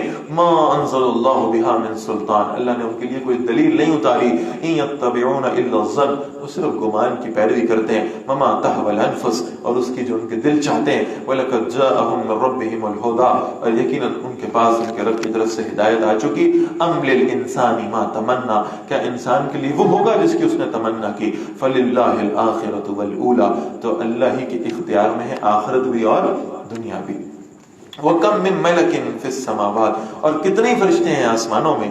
لَا تُغْنِي شَفَاعَتُهُمْ شَيْئًا، ان کی سفارش کوئی کام نہیں آتی. إِلَّا مِن بَعْدِ أَن يَأْذَنَ اللَّهُ لِمَن یشاء ویرضى، لمن یشاء ویرضى، الا من بعد ان یاذن اللہ، اس سے پہلے کہ اللہ اجازت عطا فرمائے. لمن یشاء ویرضى، جسے وہ چاہے اور جسے وہ پسند کرے. ان الذين لا يؤمنون بالآخرہ، بے شک وہ لوگ جو آخرت پر ایمان نہیں رکھتے. لا يسمون الملائکہ تسمیۃ الانثى، تو وہ یقیناً فرشتوں کے ایسے نام رکھتے ہیں جیسے عورتوں کے نام ہیں. وما لهم به من علم، حالانکہ ان کے پاس اس کا کوئی علم بھی نہیں ہے. ان یتبعون الا الظن، وہ پیروی نہیں کرتے مگر صرف گمان کی. فان الظن لا یغنی من الحق شیئا، بلا شبہ گمان حق کے مقابلے میں کوئی فائدہ دینے والا نہیں ہے. فاعرض عمن تولى عن ذکرنا، اے نبی صلی اللہ علیہ وسلم اپنی توجہ ہٹا لیں اس شخص سے جس نے ہماری یاد سے رخ پھیر لیا ہے. ولم يرد الا الحیات الدنیا، اس کو صرف خواہش ہے تو دنیا کی زندگی کی، آخرت کی پرواہ کرنی چھوڑ دی ہے اس نے. ذالک مبلغهم من العلم، یہ ان کی انتہا ہے علم میں. ذالک مبلغهم من العلم، یہ ان کی علم میں انتہا ہے. ان ربک هو اعلم بمن ضل عن سبیلہ، بے شک آپ کا رب زیادہ جاننے والا ہے جو راستے سے بھٹک گیا اسے. وهو اعلم بمن اهتدى، اور زیادہ جاننے والا ہے اسے جس نے ہدایت پائی. وللہ ما فی السماوات وما فی الارض، جو کچھ آسمان اور زمین میں ہے وہ اللہ کا ہے. لیجزی الذین اساءوا بما عملوا، تاکہ اللہ بدلہ دے انہیں جنہوں نے اس برائی کی ہے اس کا. وَيَجْزِيَ الَّذِينَ أَحْسَنُوا بِالْحُسْنَىٰ، اور بدلہ دے انہیں جنہوں نے بھلائی کی ہے بڑی بھلائی کے ساتھ. الَّذِينَ يَجْتَنِبُونَ كَبَائِرَ الْإِثْمِ وَالْفَوَاحِشَ إِلَّا اللَّمَمَ، وہ لوگ جو بڑے گناہوں سے بڑی بے حیائیوں سے بچتے ہیں سوائے کچھ آلودگی کے. انسان ہے، غلطیاں ہو سکتی ہیں، کوتاہیاں ہو سکتی ہیں، کچھ گناہ بھی سرزد ہو سکتے ہیں، لیکن یہ جو اللہ والے ہیں یہ ان کبیرہ گناہوں سے اپنے آپ کو بچائے رکھتے ہیں. کچھ آلودگی جو بتقاضا بشریت ان سے سرزد ہو جائے، اس کے بارے میں فرمایا ان ربک واسع المغفرہ، بے شک آپ کا رب بڑی وسیع بخشش والا ہے۔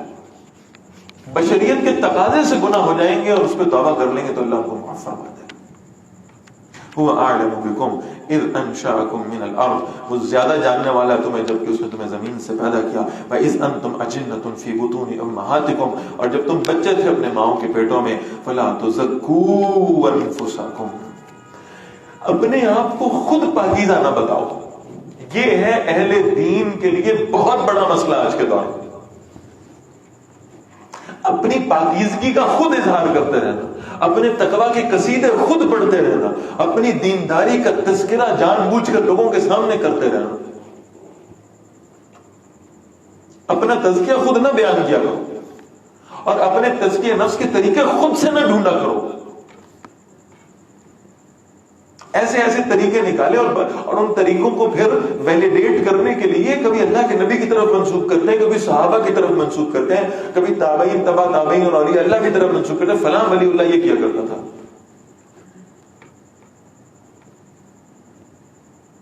اور یہ صرف دنیا داروں کا معاملہ نہیں ہے، دیندار اس کام میں انوالو ہے۔ اللہ معاف فرمائے،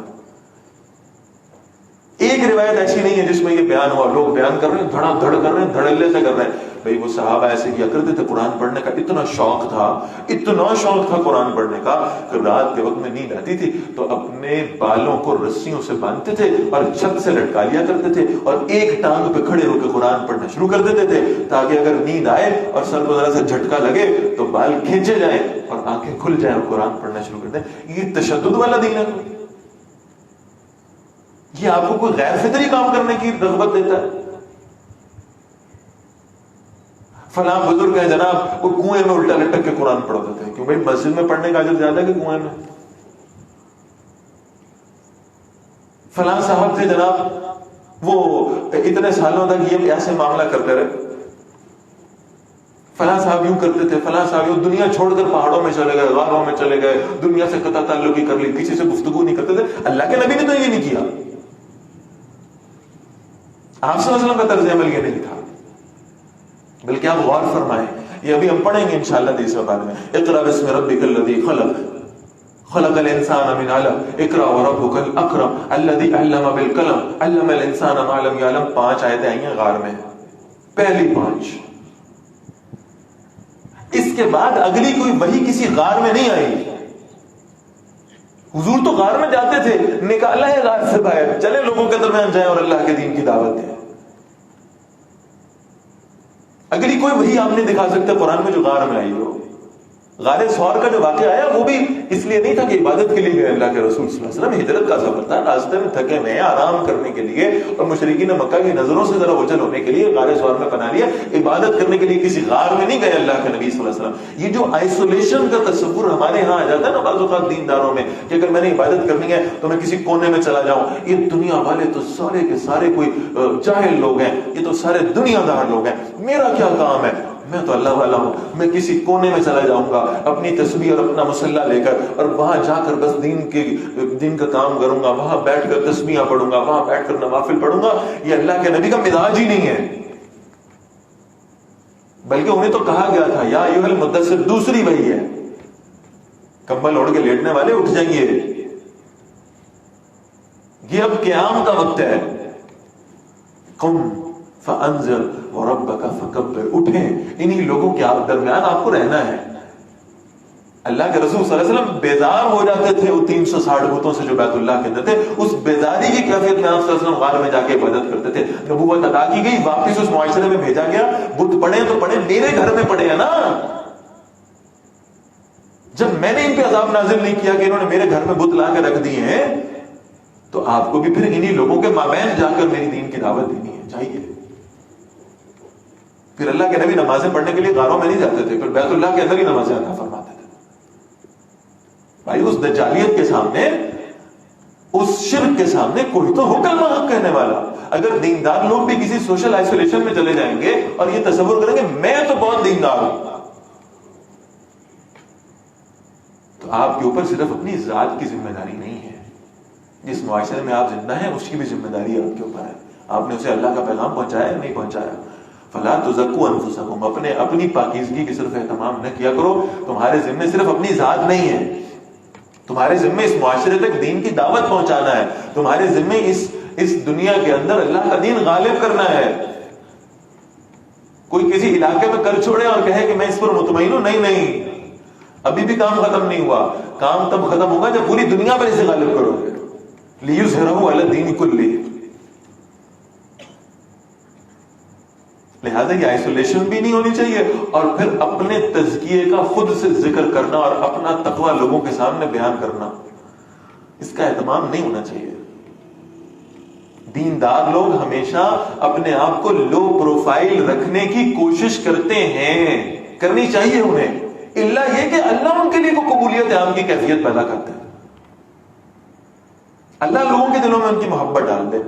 ورنہ اگر یہ شہرت کا خبت سوار ہو جائے، اللہ معاف فرمائے، اگر یہ اپنی دینداری کے تذکرے کا خبت آ جائے، تو آپ ذرا ذہن میں رکھیں کہ صحابہ تو حضور صلی اللہ علیہ وسلم کی روضہ مبارک کے قریب بیٹھ کر رویا کرتے تھے کہ اللہ کے نبی نے فرمایا ایک ذرہ برابر ریا بھی شرک ہے، اگر وہ ریاکاری، وہ دکھاوا ہمارے دلوں میں آ گیا، ہماری ساری عبادت ضائع ہو جائے گی. اگر صحابہ اس خوف میں مبتلا ہیں، ہم نے کیا کرایا بھی کچھ نہیں ہوتا، کخ نہیں کیا ہوتا، اور اس کے باوجود بھی بیان اسے ایسے کرتے ہیں جیسے ہم نے عبادات کے پہاڑ اکٹھے کیے ہوئے ہیں. فرمایا فلا تزکوا انفسکم، اپنے آپ کو پاکیزہ مت بتاؤ. هو اعلم بمن اتقى، وہ زیادہ جاننے والا ہے کہ کون ہے تقوی والا. اتنی نہ بڑھا پاکی دامہ کی حکایت، دامن کو ذرا دیکھ، ذرا بندے قبا دیکھ. افرائیت الذی تولی، کیا تم نے دیکھا اسے جس نے رخ پھیر لیا. واعطى قلیلا واقضى، وآقا قلیلا واقضى، اس نے تھوڑا سا دیا اور ہاتھ روک لیا. فوراً اپنے اوپر خرچ کرتے ہوئے تو نہیں گھبرایا، اپنے گھر والوں پہ خرچ کرتے ہوئے تو نہیں گھبرایا، اللہ کے دین میں خرچ کرتے ہوئے حساب کتاب کرتا ہے، ہاتھ روکتا ہے. عنده علم الغیب فهو یرا، کہ اس کے پاس غیب کا علم ہے کہ وہ دیکھ رہا ہے. ام لم ينبأ بما في صحف موسیٰ، کیا اسے اس کی خبر نہیں دی گئی جو موسیٰ علیہ السلام کے صحیفوں میں ہے. وابراہیم الذی وفى، اور ابراہیم علیہ السلام کے صحیفوں میں جنہوں نے پورا کیا اللہ کے ہر حکم کو. اللہ تزر وازرۃ وزر اخرى، یہ موسیٰ علیہ السلام کے صحیفے میں بھی تھا، یہ ابراہیم علیہ السلام کے صحیفوں میں بھی تھا، اور یہ قرآن میں بھی اللہ نے فرما دیا ہے کہ کوئی بوجھ اٹھانے والا کسی دوسرے کا بوجھ نہیں اٹھائے گا قیامت کے دن. وَأَن لَيْسَ لِلْإِنسَانِ إِلَّا مَا سَعَى، اور انسان کے لیے صرف وہی ہے جس کی اس نے کوشش کی ہے. ہم اس آیت کو دنیا کے ساتھ منسوب کرتے ہیں. آپ جتنی کوشش کریں گے اتنا رزق زیادہ ملے گا، جتنی محنت زیادہ کریں گے اتنی دولت زیادہ ملے گی. یہ آیت کس کانٹیکسٹ میں، ذرا اس کو تو سمجھیں. قیامت والے دن کو جان کسی کا بوجھ نہیں اٹھائے گی، اور قیامت والے دن ہر شخص کو اس کی کوشش کے مطابق اجر ملے گا. وَأَنَّ سَعْيَهُ سَوْفَ يُرَىٰ، اور بے شک اس کی کوشش جلد اسے دکھائی جائے گی، وہ دنیا میں کس کے لیے مشقت کرتا رہا. ثُمَّ يُجْزَاهُ الْجَزَاءَ الْأَوْفَىٰ، پھر اسے پورا بدلہ دے دیا جائے گا. وَأَنَّ إِلَىٰ رَبِّكَ الْمُنتَهَىٰ، اور آخرکار سب کو تمہارے رب ہی کی طرف پہنچنا ہے. وَأَنَّهُ هُوَ أَضْحَكَ وَأَبْكَىٰ، اور بے شک اسی اللہ نے ہنسایا بھی اور اسی نے رلایا بھی. خوشی دینے والا بھی وہی ہے، غم میں مبتلا کرنے والا بھی وہی ہے. یہ متضاد حالات جو انسان کو محسوس کرتے ہیں ہوتے ہیں کہ اللہ کے حکم کے مطابق. وَأَنَّهُ هُوَ أَمَاتَ وَأَحْيَا، اور بے شک اسی نے موت دی اور زندگی بخشی. وَأَنَّهُ خَلَقَ الزَّوْجَيْنِ الذَّكَرَ وَالْأُنثَىٰ، بے شک اسی نے دو جوڑے مذکر اور مؤنث کے پیدا کیے. مِن نُطْفَةٍ إِذَا تُمْنَىٰ، ایک قطرے سے جب وہ ٹپکایا جاتا ہے. وَأَنَّ عَلَيْهِ النَّشْأَةَ الْأُخْرَىٰ، اور بے شک اسی کے ذمہ دوبارہ اٹھایا جانا ہے. وَأَنَّهُ هُوَ أَغْنَىٰ وَأَقْنَىٰ، بے شک اسی نے غنی کیا اور مفلس بنایا. وَأَنَّهُ هُوَ رَبُّ الشِّعْرَىٰ، بے شک وہی شعراء کا بھی رب ہے. یہ ایک ستارہ تھا جس کے بارے میں وہ گمراہ لوگ سمجھا کرتے تھے کہ ستارہ قسمتوں کا حال بتاتا ہے، احوال عالم میں تبدیلی اس کی وجہ سے ہوتی ہے. جیسے آج ہمارے ہوتا ہے نا ستاروں کی چال دیکھیے اور دیکھیے بھئی یہ حکومت کب جاری ہے، اگلی حکومت کب آ رہی ہے، اچھا بھئی میری دولت کب بڑھے گی، مجھے ملازمت کب ملے گی، رشتہ کب ہوں گے. اس ستاروں کے حال کے مطابق دیکھنے کی کوشش کرتے ہیں. تو گمراہی کا درجہ ہے، جاہلیت کے دور کا. وَأَنَّهُ أَهْلَكَ عَادًا الْأُولَىٰ، اور بے شک اسی اللہ نے پہلی قوم یعنی عاد کو بھی ہلاک کیا، وَثَمُودَ فَمَا أَبْقَىٰ، اور سمود کو بھی، اور پھر کسی کو باقی نہیں چھوڑا، وَقَوْمَ نُوحٍ مِّن قَبْلُ، اور نوح علیہ السلام کی قوم کو بھی ان سے پہلے، إِنَّهُمْ كَانُوا هُمْ أَظْلَمَ وَأَطْغَىٰ، بے شک وہی زیادہ ظلم کرنے والے اور حد سے گزرنے والے تھے، وَالْمُؤْتَفِكَةَ أَهْوَىٰ، اور الٹ جانے والی بستی کو اللہ نے گرا مارا، فغشاها ما غشا، پھر چھا گیا اس پر وہ جو چھا گیا، فبأي آلاء ربك تتمارى، بس تم اپنے رب کی کن کن نعمتوں کو جھٹلاؤ گے۔ هذا نذير من النذر الاولى، یہ نبی صلی اللہ علیہ وسلم بھی خبردار کرنے والے ہیں پہلے خبردار کرنے والوں کی طرح۔ ازفت الازفہ، وہ قریب آنے والی قریب آ چکی، لیس لها من دون اللہ کاشفہ، اسے اللہ کے سوا کوئی ظاہر کرنے والا نہیں ہے۔ افمن هذا الحدیث تعجبون، کیا اس بات سے تم تعجب کرتے ہو؟ وتضحکون ولا تبکون، اور تم ہنستے ہو روتے کیوں نہیں؟ یہ آخرت کے خیال کا محو ہو جانا اس بات کا مظہر ہے کہ انسان دنیا میں صرف ہنستا ہے، اپنی آخرت پہ روتا نہیں ہے۔ جو کسی شاعر نے کہا تھا نا کہ ہر وقت کا ہنسنا تجھے برباد نہ کر دے، تنہائی کے لمحوں میں ذرا رو بھی لیا کر۔ موت بھول گئی، رونا بھول گیا۔ اور رونا کبھی آتا بھی ہے، کبھی آنسو نکلتے بھی ہیں تو دنیا کے لیے نکلتے ہیں، آخرت کے لیے نہیں۔ موت فراموش کر دی، آخرت، حشر، قیامت، جہنم، عذاب قبر، آگ، زقوم، حمیم بھول گیا۔ یاد ہوتا تو خوف طاری ہوتا، خوف طاری ہوتا تو رقت پیدا ہوتی، رقت پیدا ہوتی تو آنکھوں سے آنسو نکلتے۔ حضور نے فرمایا صلی اللہ علیہ وسلم، تم لوگوں کو دیکھتے ہو جب کسی کے گھر میں کوئی میت پڑی ہو تو لوگ اس میت پہ روتے ہیں۔ اللہ کی قسم اگر انہیں معلوم ہو جائے کہ اس کے ساتھ کیا معاملات چل رہے ہیں تو اسے چھوڑ کر خود پہ رونے لگے۔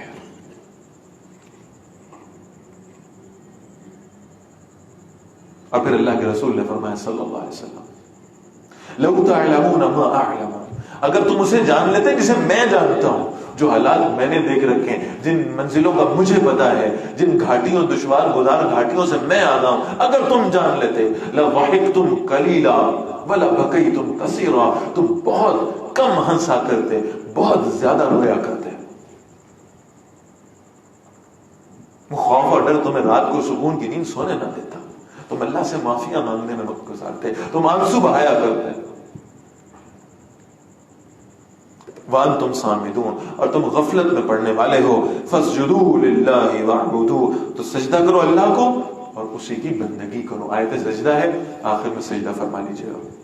سورۃ القمر، بسم اللہ الرحمن الرحیم۔ اقتربت الساعۃ وانشق القمر، قیامت قریب آ گئی ہے، چاند پھٹ گیا۔ وَإِن يَرَوْا آیَةً، اور اگر وہ کوئی نشانی دیکھتے، یعرضوا، تو وہ رخ پھیر لیتے ہیں، وَيَقُولُوا، اور وہ کہتے ہیں، سحر مستمر، یہ جادو ہے پہلے سے چلا آنے والا، وَكَذَّبُوا، اور انہوں نے جھٹلا دیا، وَاتَّبَعُوا أَهْوَاءَهُمْ، اور اپنی خواہشات کی پیروی کی، وَكُلُّ أَمْرٍ مُسْتَقِرٌ، اور ہر کام انجام کو پہنچنے والا ہے، وَلَقَدْ جَاءَهُم مِّنَ الْأَنبَاءِ مَا فِيهِ مُزْدَجَرٌ، اور یقیناً ان کے پاس کئی خبریں آ چکی ہیں جس میں باز رہنے والوں کے لیے ڈانٹ موجود ہے۔ حکمت بالغہ، کامل دانائی کی بات ہے۔ فما تغنی النذر، لیکن خبردار کرنے والی چیزیں بعض اوقات کارگر نہیں ہوتی۔ مرد ناداں پر کلام نرم و نازک بے اثر۔ کوئی تو معاملہ یہ ہے کہ وہ پھول کی پتی سے کٹ سکتا ہے ہیرے کا جگر، ہیرے کا جگر ہو تو وہ پھول کی پتی سے بھی بعض اوقات کٹ جائے گا۔ کوئی ایک بات ایسی ہے جو کلک کر جائے گی، کوئی ایک بات ایسی ہے جو دل کو چھو جائے گی اور پھر انسان کی زندگی بدل جائے گی۔ لیکن بعض اوقات یہ کہ کوئی مرد ناداں ہے، اس پر آپ جتنا بھی کلام نرم و نازک پیش کرتے رہیں بے اثر رہے گا۔ فتول عنہم، اے نبی صلی اللہ علیہ وسلم آپ ان کافروں سے رخ پھیر لیجئے۔ یوم یدعو الداعی الی شیء نکر، جس دن کو پکارنے والا ایک ناگوار چیز کی طرف پکارے گا۔ خش عن ابصارہم، ان کی نگاہیں جھکی ہوئی ہوں گی۔ یخرجون من الاجداث کانہم جراد منتشر، اور وہ قبروں سے ایسے نکلیں گے جیسے پھیلی ہوئی ٹڈیاں ہوں گی۔ مہطعین الی الداع، وہ گردن اٹھا کر دوڑنے والے ہوں گے ایک پکارنے والے کی طرف. یقول الکافرون ھذا یوم عسر، کہیں گے کافر کہ یہ بڑا مشکل دن ہے. کذبت قبلہم قوم نوح، ان سے پہلے نوح علیہ السلام کی قوم نے بھی جھٹلایا. فکذبوا عبدنا، انہوں نے ہمارے بندے کو جھٹلا دیا. وقالوا مجنون، اور انہوں نے کہا یہ تو مجنون ہے معاذ اللہ. وازدجر، اور وہ چھڑک دیے گئے. فدعا ربہ، تو انہوں نے پکارا انی مغلوب فانتصر. 950 سال کی دعوت نوح علیہ السلام، اب اس کے بعد جا کر پہلی بد دعا نکلی ہے انی مغلوب فانتصر، یا اے میرے رب میں مغلوب ہو گیا ہوں، میری مدد فرما لے، آپ بدلہ لے لیجیے ان سے اگر یہ ایمان نہیں لاتے. ففتحنا ابواب السماء بماء منہمر، تو ہم نے آسمان کے دروازے ایسے پانی کے ساتھ کھولے جو بہت زور سے برسنے والا تھا. وفجرنا الارض عیونا، اور ہم نے زمین کو چشموں کے ساتھ پھاڑ دیا. فالتقى الماء على امر قد قدر، تو پانی ایک ایسے کام کے لیے مل گیا جو طے ہو چکا تھا. وحملناه على ذات الواح ودسر، اور ہم نے انہیں تختوں اور میخوں والی کشتی پر سوار کر دیا. تجری باعیننا، وہ ہماری نگاہوں کے سامنے چل رہی تھی. جزاء لمن کان کفر، یہ اس بدلہ تھا اس رسول کی خاطر جس کا انکار کیا گیا تھا. وقد ترکناها آیتن، اور ہم نے اسے ایک نشانی بنا کر چھوڑا. فہل من مدکر، ہے کوئی نصیحت حاصل کرنے والا؟ فکیف کان عذابی والنذر، پھر کیسا تھا میرا عذاب اور میرا خبردار کرنا بھی. وَلَقَدْ يَسَّرْنَا الْقُرْآنَ لِلذِّكْرِ فَهَلْ مِن مُدَّكِرٍ، 4 مرتبہ یہ مضمون آئے گا اس سورہ مبارکہ میں. بے شک ہم نے اس قرآن مجید کو سمجھنے کے لیے، نصیحت کے لیے آسان کر دیا. میں پہلے بھی عرض کر چکا ہوں قرآن مجید کے فہم کے 2 درجے، ایک تذکر ہے ایک تدبر ہے. تذکر ذکر سے، نصیحت یاد دہانی. تدبر غور و فکر ہے، حکمت، احکام اخذ کرنا، گہرائی میں جانا. اس تدبر کے لیے تو اللہ نے فرمایا فلا يتدبرون القرآن، جمع کا صیغہ ہے. یہ قرآن پہ تدبر کیوں نہیں کرتے، غور و فکر کیوں نہیں کرتے؟ یہ ہر انڈیویجول کے کرنے کا کام نہیں ہے. اس کے لیے آپ کو ان حضرات کے پاس بیٹھنا پڑے گا. فاسألوا اہل الذکر ان کنتم لا تعلمون، ان سے پوچھیں جو اہل ذکر ہیں، اہل علم ہیں، ان کے قریب بیٹھیں، ان سے پوچھیں، ان سے سمجھیں قرآن کو. ہر شخص اتنا علم نہیں رکھتا کہ وہ اس سے حکمت اور مسائل خود اخذ کر سکے. لیکن نصیحت کے لیے، یاد دہانی کے لیے ہم نے اس قرآن کو آسان کر دیا. یہ صرف علماء کے لیے نہیں اترا، عوام الناس کے لیے اس کے اندر نصیحت ہے. وَلَقَدْ يَسَّرْنَا الْقُرْآنَ لِلذِّكْرِ، ہم نے اس قرآن کو اس نصیحت، اس یاد دہانی کے لیے آسان کر دیا. فَهَلْ مِن مُدَّكِرٍ، آواز لگائی جا رہی ہے کوئی جو نصیحت حاصل کرنا چاہتا ہو، ہے کوئی اس قرآن سے تعلق جوڑنے کا خواہش مند، ہے کوئی جسے آج یہ احساس ہوا ہو کہ میں نے اپنی پوری زندگی قرآن کے فہم کے بغیر گزار دی ہے کوئی جسے خیال آیا ہو کہ مجھے اس قرآن کو بھی وقت دینا چاہیے، ہے کوئی جو اپنی زندگی کا کچھ حصہ اللہ کے قرآن کے لیے صرف کرنا چاہتا ہو، ہے کوئی جو ان لوگوں میں شامل ہونا چاہتا ہو. خیرکم من تعلم القرآن وعلمہ، وہ جو سب سے بہترین لوگ ہیں جو قرآن پڑھاتے ہیں، سیکھتے ہیں، سکھاتے ہیں، سمجھتے ہیں، سمجھاتے ہیں، جن کی زندگیوں کا پورا نہ صحیح کچھ نہ کچھ حصہ اللہ کے قرآن کے لیے لگتا ہے. اللہ ہمیں ایسے لوگوں میں شامل فرما دے. اللہ ہمیں یہ فکر عطا فرما دے کہ ہم اپنی زندگی کا کچھ تھوڑا سا حصہ ہی صحیح اللہ کے قرآن کے لیے نکالیں.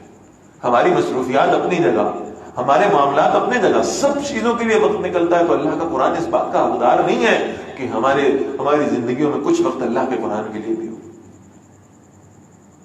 بھئی بہت مشکل ہے، کیسے کریں؟ وقت نہیں ہوتا، مشکلات آتی ہیں. جب سب چیزیں ہو سکتی ہیں تو اللہ کے دین پہ چلنے کے لیے بھی آسانیاں اللہ فراہم کرتے ہیں. اور بڑے خوبصورت ہیں حدیث کے الفاظ. اللہ کرے کہ ہمارے لیے ترغیب بن جائے، اللہ کرے ہم قرآن سیکھنے کے لیے کچھ وقت نکال لیں. اللہ کے رسول فرماتے ہیں صلی اللہ علیہ وسلم، جب کوئی شخص اللہ کا قرآن سمجھنے کے لیے، اللہ کا دین سمجھنے کے لیے اپنے گھر سے نکلتا ہے تو اللہ کے فرشتے اس شخص کے پیروں میں اپنے پر بچھاتے ہیں. یہ اس کا پروٹوکول ہے، یہ اس کی عزت افزائی ہے.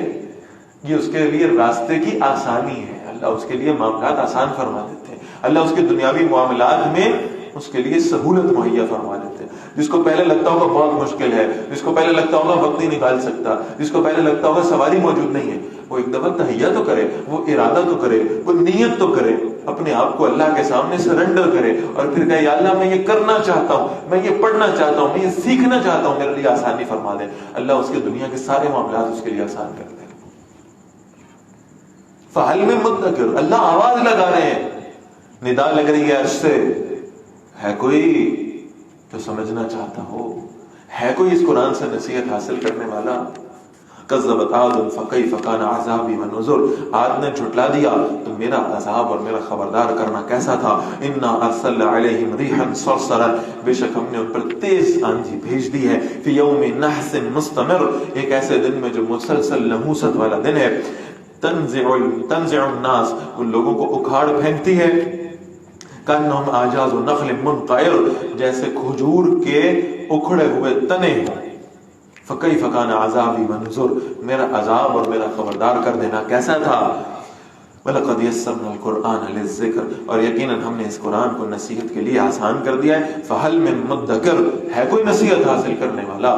كَذَّبَتْ ثَمُودُ بِالنُّذُرِ، سمود نے خبردار کرنے والوں کو جھٹلایا۔ فَقَالُوا، انہوں نے کہا، أَبَشَرًا مِنَّا وَاحِدًا، ایک آدمی جو ہم میں سے اکیلا ہے، نَتَّبِعُهُ، ہم اس کے پیچھے لگ جائیں۔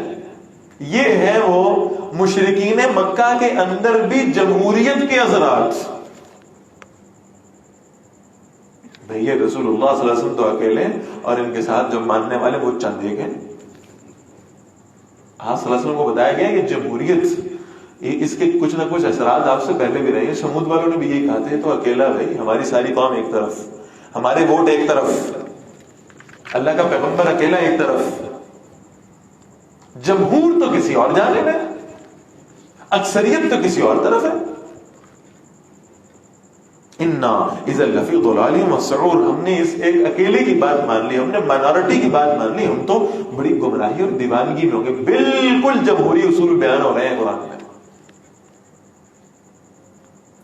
اُلقی الذکر علیہ من بیننا، کیا نصیحت اسی پر نازل کی گئی ہے ہمارے درمیان میں؟ یہی پسند آیا اللہ کو؟ بل ہوا کذاب و نشر، بلکہ وہ بڑا جھوٹا اور بڑائی کرنے والا ہے، معاذ اللہ۔ سیعلمون غضب من الکذاب العشر، ان قریب وہ جان لیں گے کل کون بہت جھوٹا اور بڑائی کرنے والا ہے۔ انا مرسل الناقۃ فتنۃ لہم، ہم ان کے لیے اونٹنی بھیجنے والے جو ان کے لیے آزمائش ہوگی۔ فارتقبہم واصطبر، اے صالح علیہ السلام ان کے انجام کا انتظار کیجیے اور صبر کیجیے۔ ونبئہم ان الماء قسمۃ بینہم، بتا دیجیے کہ ان کے درمیان پانی تقسیم ہوگا۔ کل شرب محتضر، ہر پینے کی باری پر ہی حاضر ہوا جائے گا۔ فنادوا صاحبہم، تو انہوں نے اپنے ساتھی کو پکارا۔ فتعاطى، تو اس نے ہاتھ چلایا۔ فعقر، اور اس نے اونٹنی کی ٹانگوں کو کاٹ ڈالا۔ فَكَيْفَ كَانَ عَذَابِي وَنُذُرِ، پھر کیسا تھا میرا عذاب اور میرا خبردار کرنا۔ اِنَّا أَرْسَلْنَا عَلَيْهِمْ صَيْحَةً وَاحِدَةً، ان پر ہم نے بس ایک چیخ بھیجی۔ فَكَانُوا كَحَشِيمِ الْمُحْتَظِرِ، تو وہ باڑ لگانے والے کی روندی ہوئی باڑ کی طرح ہو گئے۔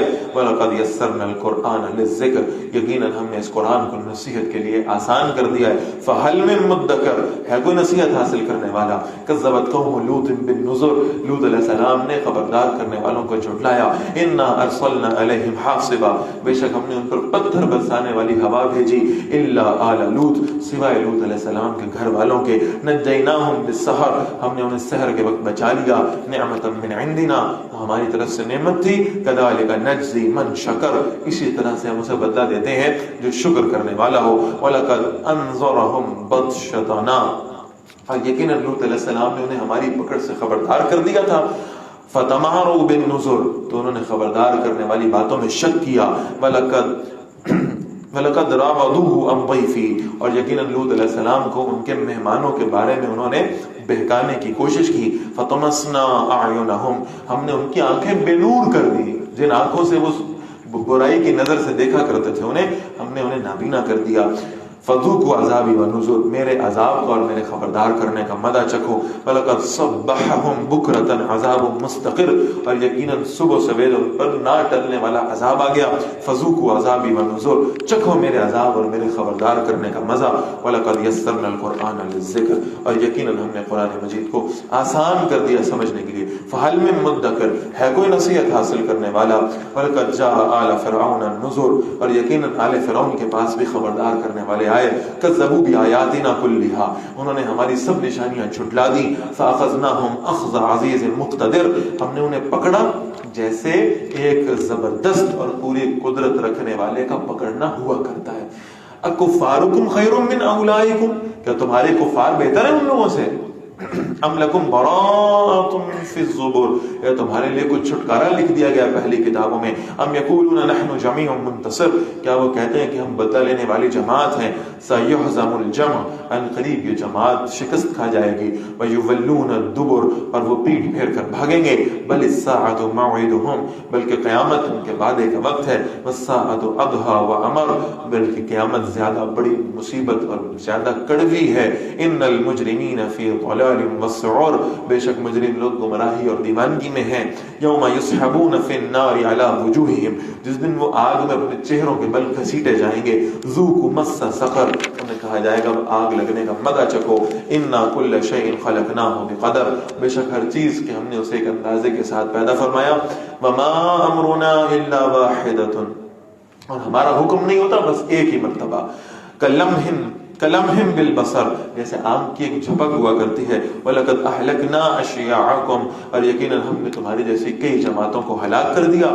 فَهَلْ مِن مُدَّكِرٍ، تو ہے کوئی نصیحت حاصل کرنے والا. وَكُلُّ شَيْءٍ فَعَلُوهُ فِي الزُّبُرِ، ہر چیز جسے انہوں نے کیا ہے وہ اعمال ناموں میں درج کی جا چکی. وَكُلُّ صَغِيرٍ وَكَبِيرٍ مُسْتَطَرٍ، اور ہر چھوٹی اور بڑی بات بھی لکھی ہوئی ہے. إِنَّ الْمُتَّقِينَ فِي جَنَّاتٍ وَنَهَرٍ، بے شک یہ جو متقی ہیں یہ باغات اور نہروں میں ہوں گے. فِي مقعد صدق، سچائی کے مجلس میں بیٹھے ہوں گے. عند ملیک مقتدر، اس عظیم بادشاہ کے پاس جو پوری قدرت رکھنے والا ہے. اللہ ان پاکیزہ جنت کی محفلوں میں ہمیں بھی شریک ہونے کی توفیق عطا فرما دے.